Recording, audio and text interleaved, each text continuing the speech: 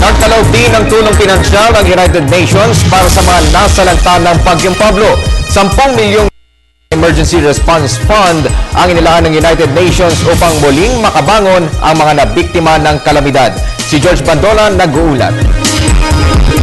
Nagkaloob ng $10 million ang United Nations Central Emergency Response Fund para makatulong sa pagpapanumbalik ng pamumuhay ng mga nasalanta ng Bagyong Pablo. Tinatayang 6 na milyong Filipino na apektuhan ng panalasa ng bagyo, higit sa 200,000 bahay na nasira at 970,000 na taong nawalan ng kabuhayan.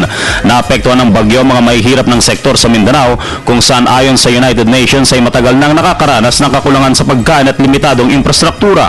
Ayon kay Luisa Carvalho, UN Resident Coordinator, mas mahihirapang bumangon ngayon ang mga nasalantang residente doon kung hindi gagawa ng mabilis at pangmatagalang hakbang ang pamahalaan. Ang UN Fund ay spesipikong itutuon para sa emergency shelter, water and sanitation, paglilinis ng mga debris, nutrition at kalusugan ng mga mamamayang naapektuhan. Nauna nang nanawagan ng United Nations sa iba pang mga mauunlad na bansa para makalikom ng $65 million sa rehabilitasyon ng Caragat, Davao. $38 million na ang sa mga nakalipas na araw. Para sa Telebisyon ng Bayan, George Bandola.